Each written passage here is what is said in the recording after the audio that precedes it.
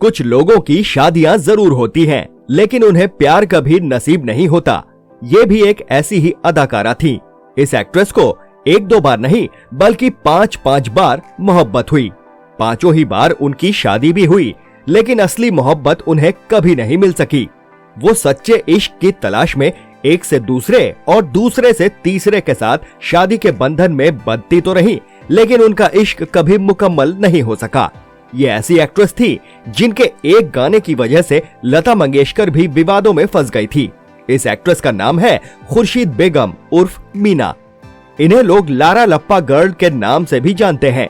हो सकता है आपने इस एक्ट्रेस का नाम भी ना सुना हो, लेकिन एक वो भी जमाना था जब इसने भारत से लेकर पाकिस्तान तक अपनी एक्टिंग के झंडे गाड़ दिए थे।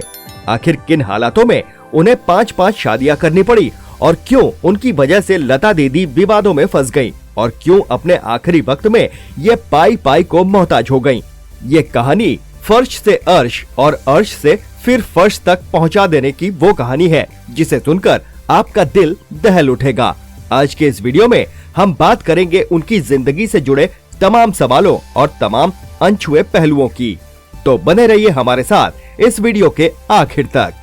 खुर्शीद बेगम उर्फ मीना का जन्म साल 1921 को पाकिस्तान के हिस्से वाले पंजाब में हुआ था। तब देश का बंटवारा नहीं हुआ था। उनका बचपन बेहद मुफलिसी में गुजरा था। वो 4 भाई बहनों में दूसरी सबसे बड़ी बहन थी। यूं तो इनका ताल्लुक जमींदार खानदान से था, लेकिन हालात कुछ यूं बने कि उनके पिताजी की सारी जायदाद छिन गई। उनके पास कमाई का कोई जरिया भी नहीं था।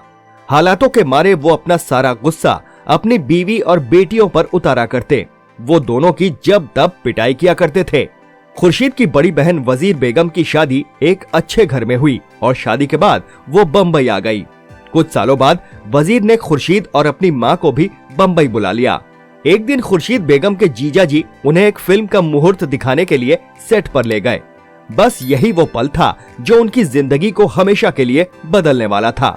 असल में वहाँ फिल्म सिकंदर का मुहूर्त शॉट फिल्माया जाना था। फिल्म को डायरेक्ट कर रहे थे जाने माने एक्टर डायरेक्टर सोहराब मोदी। सोहराब मोदी खुर्शीद को देखते ही उन पर फिदा हो गए। उन्होंने न केवल खुर्शीद को फिल्म में एक रोल ऑफर किया, बल्कि उन्हें उनका फिल्मी नाम दिया मीना। साल 1941 में रिलीज फिल्म सिकंदर में मीना ने तक्षशिला नरेश की बहन आम्बी का किरदार निभाया।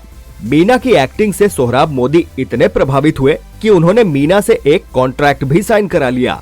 असल में फिल्म सिकंदर खासी सफल रही थी। मीना ने भी अपनी एक्टिंग और खूबसूरती से लोगों के दिलों में जगह बना ली थी।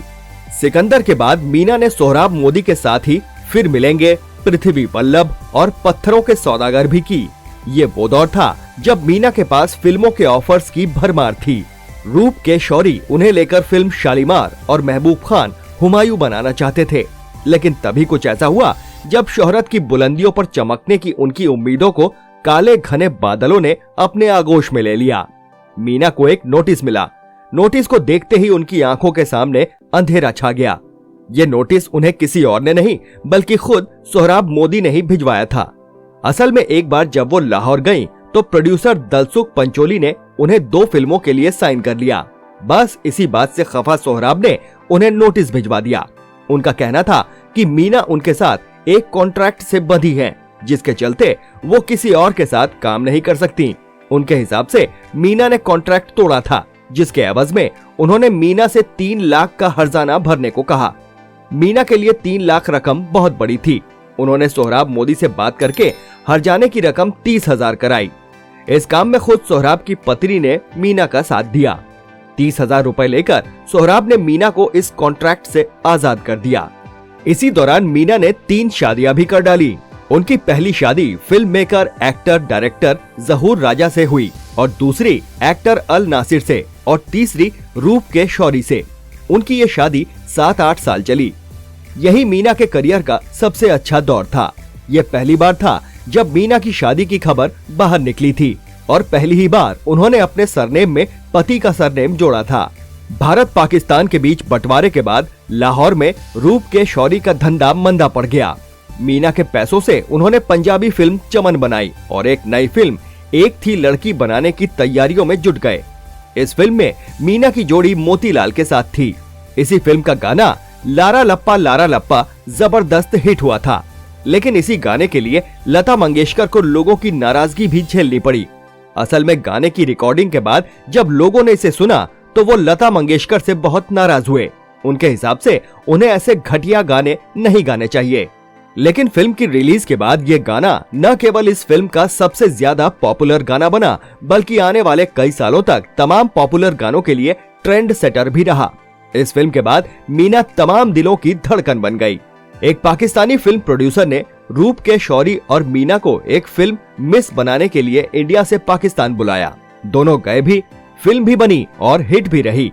लेकिन जब वापस लौटने की बारी आई तो मीना पीछे हट गईं। असल में फिल्म हिट होने के बाद पाकिस्तान में उनके कदरदानों की संख्या में जबरदस्त इजाफा हुआ था। इसलिए उन्होंने न केवल पाकिस्तान में ही रहने का फैसला किया, बल्कि दोबारा से इस्लाम भी कबूल कर लिया। बेचारे शौरी को अकेले ही भारत लौटना पड़ा। इस तरह मीना की तीसरी शादी भी टूट गई।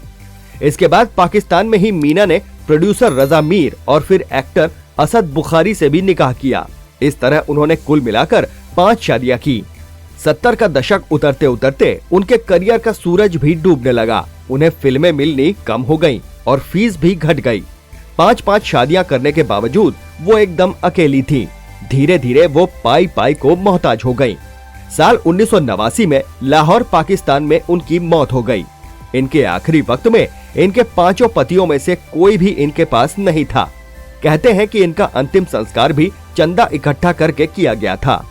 इस वीडियो पर अपने विचार कमेंट बॉक्स में जरूर लिखिए। अगर आपको वीडियो पसंद आया हो तो प्लीज इसे लाइक करिए और ज्यादा से ज्यादा शेयर करिए। चैनल पर नए हैं तो सब्सक्राइब करिए। फिर मिलेंगे एक नए वीडियो के साथ। नमस्कार।